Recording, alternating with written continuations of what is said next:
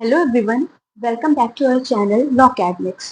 तो ज़रा सोचिए, एक थके हारे दिन के बाद आप घर आते हैं, थोड़ी शांति चाहते हैं, लेकिन आपका एक पड़ोसी बहुत लाउड म्यूजिक चला रहा है। तो क्या वो सिर्फ आपको इरिटेट कर रहा है या आपके लीगल राइट्स का भी वॉयलेशन कर रहा है? तो इसी को जानने के लिए देखते हैं अपने next topic tort of nuisance को। तो सबसे पहले अगर न्यूसेंस की डेफिनेशंस को देखें तो according to Stephen, nuisance is anything done to cause hurt or annoyance to the lands, tenements of another and not amounting to a trespass। तो स्टीफन के अनुसार न्यूसेंस किसी अन्य व्यक्ति की भूमि आवास को नुकसान पहुंचाने या परेशान करने के लिए की गई कोई भी कार्रवाई है, लेकिन ये ट्रेसपास नहीं है। तो अगर इजी वर्ड्स में कहें तो न्यूसेंस कोई भी ऐसी चीज है जो किसी दूसरे व्यक्ति की जमीन या प्रॉपर्टी पर हर्ट या इरिटेशन कॉज करे और उसके एंजॉयमेंट को डिस्टर्ब करे, पर वो ट्रेसपास ना हो। नेक्स्ट डेफिनेशन है विनफील्ड की।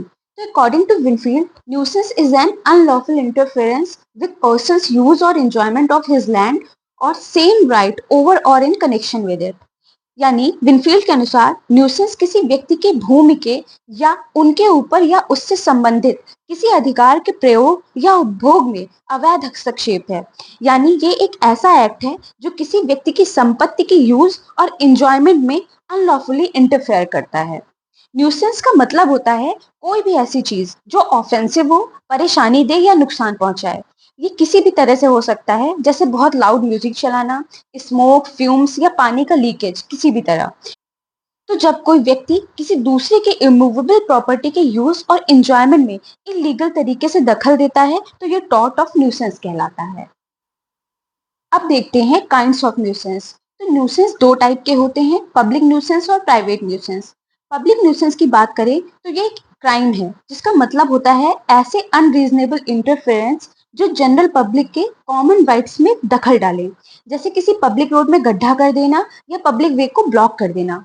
यहाँ एक बहुत ही इंपॉर्टेंट पॉइंट है कि अगर किसी को पब्लिक न्यूसेंस की वजह से कोई ऐसी प्रॉब्लम हो रही हो जो सभी लोगों को हो रही है, तो वो टॉर्ट के अंडर डैमेजेस क्लेम नहीं कर सकता। क्योंकि टॉर्ट के अंडर डैमेजेस क्लेम करने के लिए जरूरी है कि न्यूसेंस की वजह से किसी व्यक्ति को कोई स्पेशल डैमेज हुआ हो। जैसे मान लीजिए एक व्यक्ति सड़क पर गड्ढा खोद देता है, तो उस सड़क से निकलने में सभी को प्रॉब्लम हो रही होगी, लेकिन वो डैमेजेस क्लेम नहीं कर सकते। बट कोई ऐसा व्यक्ति जिसके घर के सामने वो गड्ढा खोदा गया है, वो डैमेजेस क्लेम कर सकता है, क्योंकि उसे स्पेशल डैमेज हुआ है और बाकियों से ज्यादा प्रॉब्लम फेस करनी पड़ रही है। नेक्स्ट है प्राइवेट न्यूसेंस। तो प्राइवेट न्यूसेंस किसी व्यक्ति के प्राइवेट राइट्स और उसकी प्रॉपर्टी के पीसफुल यूज में इंटरफेयर करना होता है। प्राइवेट न्यूसेंस में डिस्टरबेंस सिर्फ किसी एक व्यक्ति या लिमिटेड लोगों को ही होती है, ना कि पूरी पब्लिक को।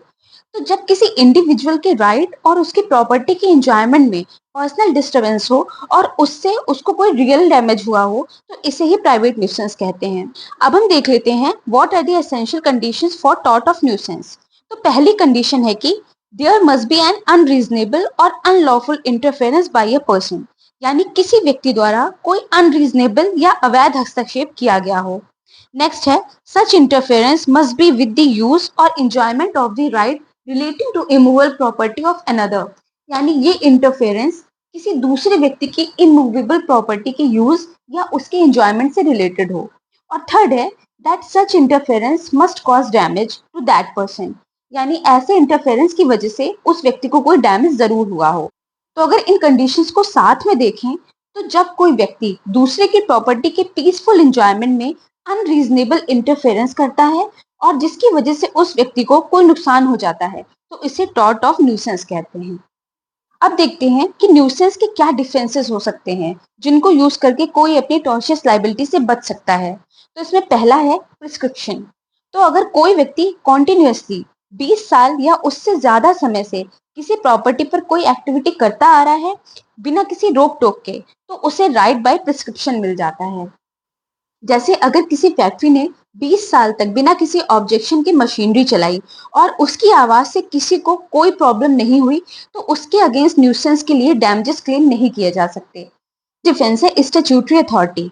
तो अगर कोई एक्ट, लॉ या स्टैट्यूट के अंडर ऑथराइज्ड है, तो उसके अगेंस्ट भी न्यूसेंस के लिए सूट फाइल नहीं किया जा सकता। जैसे रेलवे कंपनी जो ट्रेन को ऑपरेट करने का अधिकार रखती हैं, तो ट्रेन के चलने से होने वाले नॉइस के लिए वो लायबल नहीं मानी जाएंगी, क्योंकि ये एक्ट वो स्टैट्यूटरी अथॉरिटी के अंडर कर रही हैं। तो आई होप कि आज आपको ये न्यूसेंस का टॉपिक अच्छी तरह से क्लियर हो गया होगा। अगर आपको किसी भी तरीके का कोई डाउट है तो आप मुझसे कमेंट सेक्शन में पूछ सकते हैं। And please like share and subscribe. Thank you.